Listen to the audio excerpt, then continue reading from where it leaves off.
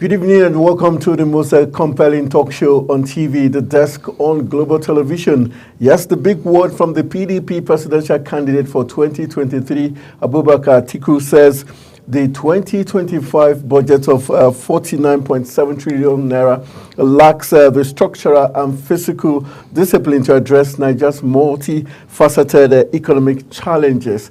That's how I make you welcome to today's edition of the program, The Desk. My name is Anthony Momodu, and I'm not alone. I've got two gentlemen that would help us look at all the big stories making the rounds across the globe and in Nigeria. In the live studios is another person, but the publisher of one of Nigeria's fastest growing newspaper, the Indigo newspaper. He is another person, Obuefi Chibuzo Onya, who is in the live studio. Thank you for joining me on the desk. It's my pleasure. Thank you so much. And good evening, Nigeria. Also, I've got Lukbenga George, who is a journalist and also a diplomatic aide, who is joining us from via Zoom, and he will be part of our conversation as we look at very deep issues making the rounds across the globe. But let's begin from the global scene, where we're taking to the United States of America, where the United States President-elect Donald Trump has dismissed the notion that he will transfer the presidency to billionaire Elon Musk. Trump's comments come a day after President Joe Biden signed a funding bill into law to prevent a government shutdown. The previous bill, negotiated by the members of both parties in Congress, faced criticism days earlier when Trump and Musk publicly opposed it. Reports that Musk's influence both before and after Trump's electoral victory in November has become a focal point for Democratic attacks. Recall that Musk openly declared his support for Trump after a shooting at the former president's rally in Pennsylvania. The tech billionaire reportedly contributed an estimated $200 million to a political action committee, PAC, supporting Trump. However, speaking in Arizona on Sunday, Trump addressed widespread speculations, stating that the U.S. presidency will not be ceded to the owner of X. The former president also criticized his political opponents for perpetuating the narrative, describing the speculations as a hoax. All right, let's begin from there. That's the president-elect Donald Trump. Do you think he's saying this just to quell the tension, or someone who donated $200 million to his campaign must be someone who has a very strong liking and should be a very strong ally to Trump? Thank you so much. Anybody that knows Donald Trump very well, knows he doesn't play about the bush or within the gallery. He says it the way it is. Whatever thing he says is the in thing. The Constitution of the United States of America makes it impossible for Elon Musk to become the president of the United States of America. He was not born there. He's a South African. He just nationalized there. So the Constitution is very clear on that. And moreover, if it is in an African country or in Nigeria, for instance, where people now start bending towards, oh, this person financed me, this person, whatever he says, we dance to it, whatever he says, everybody should, buy it hook, line, and sinker. But Trump is known for being so straightforward. He says it the way, even if it is hurting him, he will say it the way it is. So he knows that his friend, Musk, cannot be the president of America, and he said it immediately. Meanwhile, a lot of people are looking at him. Would that shut down any possibility of Elon Musk? Peradventure, he had this in mind, somewhere in his mind too. No. Would it make it impossible? No, he knows the truth himself. It is not like in African country where people say, I provided this for you, I provided that for you, why should you do this, why should you do that? It is my turn. There is nothing like tonocracy in their place. There is nothing like giftocracy. No, whatever thing they're doing is democracy, and they're practicing democracy. Quite unlike what we are practicing in Africa. I call it demonstration of craze. Demonstrate your crazy attitude towards your interest. That's the interpretation of democracy in Africa, especially in Nigeria. It is rather a structural matter, a structural thing. It is a structure that brought you to the throne, not that you are qualified to be there, not that you have the character to be there, not that you have whatever it takes to be there, or not that you are a good leader that will champion the cause of the people. No, but it is a structural thing. Once the structure brings you to that throne, you remain there. People say that way. Structure, can we say corruption and the money, how deep your pocket is, also decides that fate? That's what I'm saying. That's why I said it is in Nigeria or in Africa, it is called demonstrate your crazy attitude towards your interest. If my interest is becoming the president of Federal Republic of Nigeria, I'll go all out. For instance, the 2027, I'll go all out. Regardless of whether the people support your mandate. As long as I know that somebody in INEC will tell you to go to court.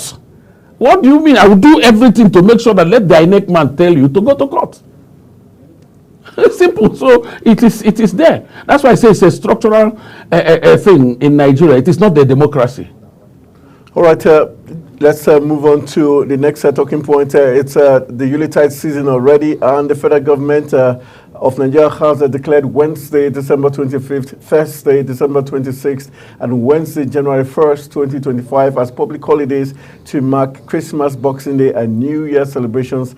This announcement was made by the Minister of Interior, Dr. Olubunmi Tunji-Ojo, through a statement signed by the ministry's Permanent Secretary, Madeleine Ajani. On Monday, Tunji-Ojo extended greetings to Nigerians, encouraging citizens to embrace the season's values of love, peace, and unity. He further emphasized the need for Nigerians to strengthen familiar and community bonds, fostering harmony that contributes to national development, reassuring Nigerians of the government's dedication. Tunji-Ojo stated that the federal government is committed to ensuring peace, security, and prosperity across the nation. He expressed optimism that President Bola Tinubu's renewed hope agenda would drive the country towards a more prosperous 2025. All right, you're chuckling. You do not agree with the Interior Minister or the government's commitment towards driving Nigeria? What do you want me to say? I can remember when we were young. When we were younger, anyway, when we were younger, because I'm still a young man, when we were younger, period like this, you'll be bubbling. Mention one family, apart from the so-called rulers, because as far as Nigeria is concerned, we don't have a leader. What we have are rulers. Apart from the ruling class, I don't see anywhere you go in Nigeria today, you see anybody rejoicing because of the festive period. Nobody. What are you rejoicing for? How many people can afford a cup of rice where they are selling in cups? Where they are selling in cups? How many people that can afford selling buying rice? It will only take the grace of God for families to eat rice. How many people have died because of rice in this nation? Then let alone, how do you buy chicken? How do you buy a goat? How do you buy meat? So nobody is thinking about whether holiday or no holiday. Well, normally it has always been the routine of the government to declare public holidays. So, but certain things, I doubt. I was coming back from Enugu yesterday, and on the road alone, what I saw, I was so shocked. I was shocked to the extent that you see hold up. Why? The number of checkpoints on the road, and you will never, even if you like carry a government plate number, you must drop 100 naira for the police. Even if you like carry anything, it doesn't bother them, because there is hunger, because the corruption couldn't allow the government to do the needful. People are hungry. How then will public holidays on Wednesday and Thursday provide rice? Will it provide means? Will we provide anything? No, it's just for people to relax in their house. Thank God people don't go, even when you call somebody to come and eat in your house, people should be very careful the way they announce that people should come and eat. Because if you say come and eat now, somebody may, as he's coming, come with 3, 4, 5 persons. Before they'll start quarreling on a plate of rice, something else may happen. All right, a very sad commentary there. We're being joined via Zoom by Olugbenga George, who is a journalist and also a diplomatic aide. Olugbenga George, thank you for joining us on the desk.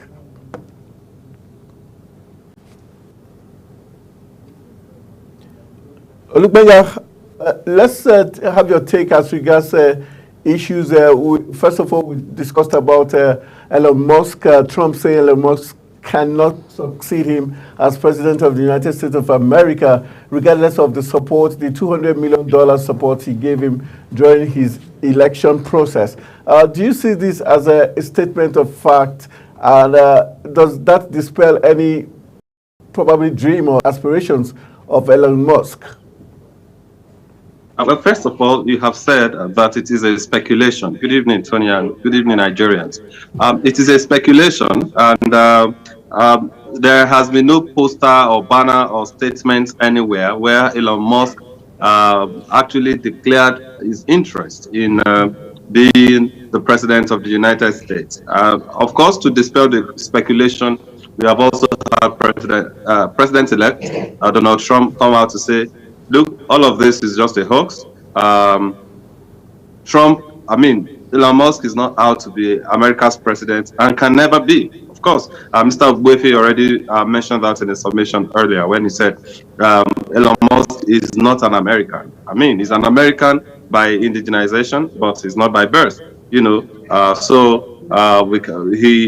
is just a hoax, really, and I don't think we should even be a subject of discussion. America's democracy is more organized. But why do you think the Democrats played this narrative up? Why did the Democrats play this narrative up? Of course, this is the first time that if you study the American history very well, that you're going to have a businessman get so close to government. Most times you see most business people distance themselves from government, from associating with government. But Donald Trump, Elon Musk has decided, to not just show face, not just be a passerby, but to be an active player in politics. And he got an appointment, by the Trump administration, perhaps as an appreciation for his support for the election drive of former President Donald Trump. So what we have right now is perhaps strange to the Democrats. I'm sure they probably would have also looked forward to having the same if it had been possible for them. To have the world's richest man support them. That is enormous support, for the administration of Donald Trump coming into power in January. And it is only normal, for politicians, whether on the left or on the right, to continue to scheme and dole out statements that they feel is politically correct or is able to appeal to their followers. So it is, for me, it is more of a political statement, and it definitely holds no water, especially because America practices democracy. So ceding power to, how is it even possible to cede power to somebody who is not elected? So even if he is interested, he will still have to go through the system. He will still have to be voted for. He will still have to go through the get endorsements from the Republican Party and all of that, or whatever umbrella under which he intends to fly. So it is definitely a hoax, and I do not see any ray of light or hope in that conversation. All right, let's move to the next talking point. 2 weeks after the Inspector General of Police Kayode Egbetokun ordered a comprehensive investigation into the killings of #EndBadGovernance protesters in some states by police officers. The police said the investigation has ended, and it shows police officers acted professionally and did not kill anyone during the protest. In a statement on Sunday, the police also exonerated their officers of any wrongdoing, saying they acted professionally during the protest. The police, in the statement, disputed a 33-page report by Amnesty International which detailed how 24 people were killed across the country during hunger and anger-induced #EndBadGovernance protests in August. Can we say the Nigerian police force is being economical with the truth, or they are being sincere? Because there was a report that did come out from Zaria that a young boy was killed while just standing at the front of his gate. And we witnessed the use of force by the Nigerian police force, even the FCT here.